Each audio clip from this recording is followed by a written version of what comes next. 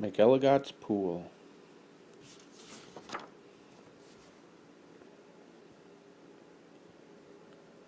Young man, laughed the farmer, you're sort of a fool. You'll never catch fish in McElligot's pool. The pool is too small, and you might as well know it. When people have junk, here's the place that they throw it. You might catch a boot, or you might catch a can. You might catch a bottle, but listen, young man.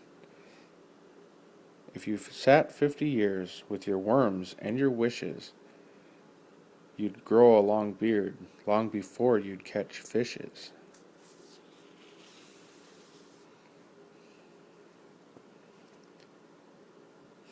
Answered Marco. It might be you're right. I've been here 3 hours without one single bite. There might be no fish, but again, well, there might.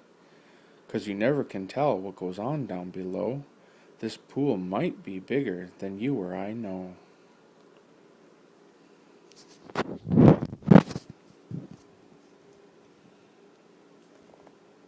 This might be a pool like I've read in the books, connected to one of those underground brooks. An underground river that starts here and flows right under the pasture, and then, well, who knows?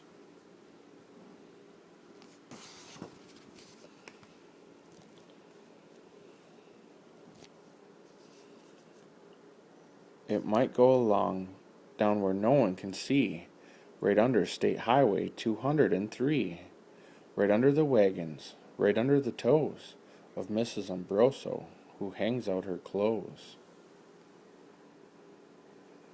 It might keep on flowing, perhaps, who can tell?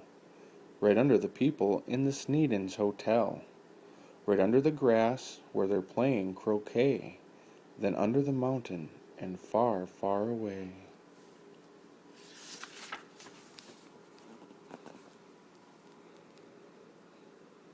This might be a river, now mightn't it be? Connecting McElligot's pool with the sea. Then maybe some fish might be swimming towards me. If such a thing could be, then certainly would be. Some very smart fellow might point out the way to the place I am fishing, and that's why I say, if I wait long enough, if I'm patient and cool, who knows what I'll catch in McElligot's pool?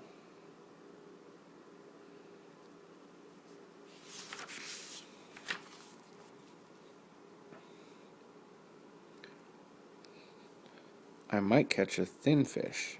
I might catch a stout fish. I might catch a short fish or a long, long drawn out fish. Any kind, any shape, any color or size. I might catch some fish that would open your eyes. I won't be surprised if a dogfish appears, complete with a collar and long floppy ears, woofing along, and perhaps he might chase a whole lot of catfish right straight to this place.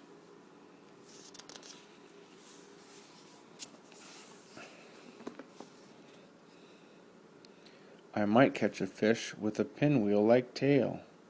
I might catch a fish who has fins like a sail. I might catch some young fish, some high-jumping friskers. I might catch an old one with long flowing whiskers. I might catch a fish with a long curly nose. I might catch a fish like a rooster that crows. I might catch a fish with a checkerboard belly, or even a fish made of strawberry jelly.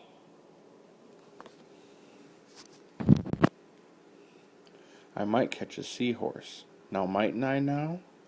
I might catch a fish who is partly a cow.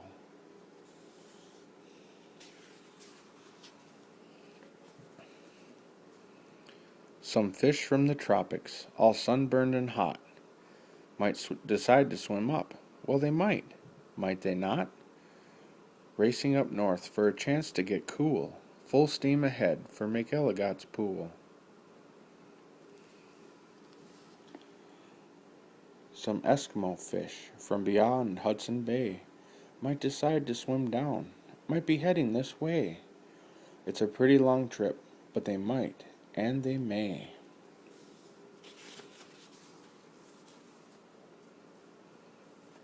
I might catch an eel. Well, I might. It depends.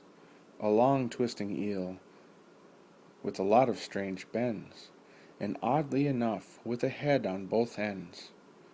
One doesn't catch this kind of fish as a rule, but the chances are fine in McElligot's pool. I might catch a fish with a terrible grouch, or an Australian fish with a kangaroo pouch.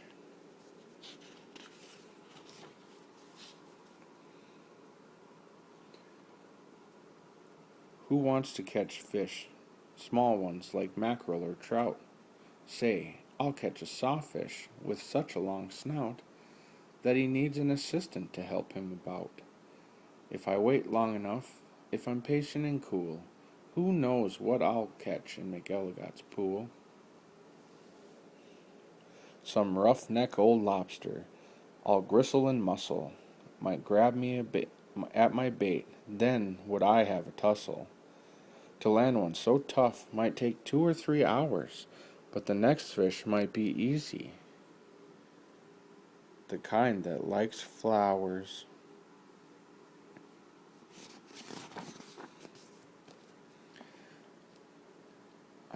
Might catch some sort of fast-moving bloke who zips through the waves with an overarm stroke. I might and I may, and that's really no joke.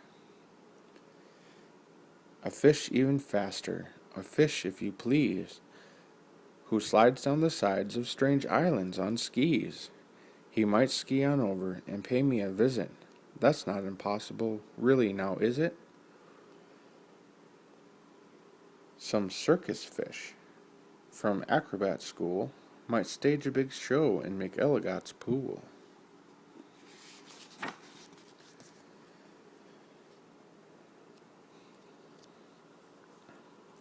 Or I might catch a fish from a stranger place yet, from the world's highest river in far off Tibet, where the falls are so steep that it's dangerous to ride 'em.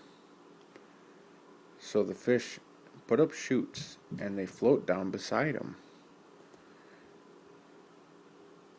From the world's deepest ocean, from way down below, from down in the mud where the deep divers go, from down in the mere and the muck and the murk, I might catch some fish who are all going glurk. Whales. I'll catch whales. Yes, a whole herd of whales, all spouting their spouts and all thrashing their tails. I'll catch 50 whales, then I'll stop for the day, 'cause there's nothing that's bigger than whales, so they say. Still, of course, there might be.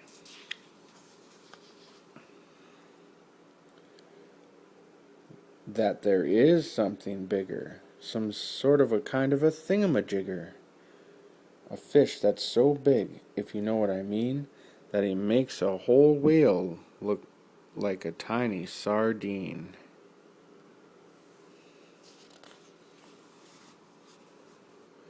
Oh, the sea is full of a number of fish.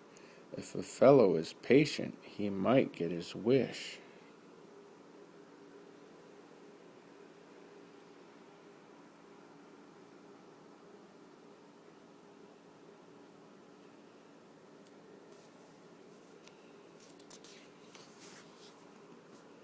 And that's why I think that I'm not such a fool when I sit here and fish in McElligot's pool.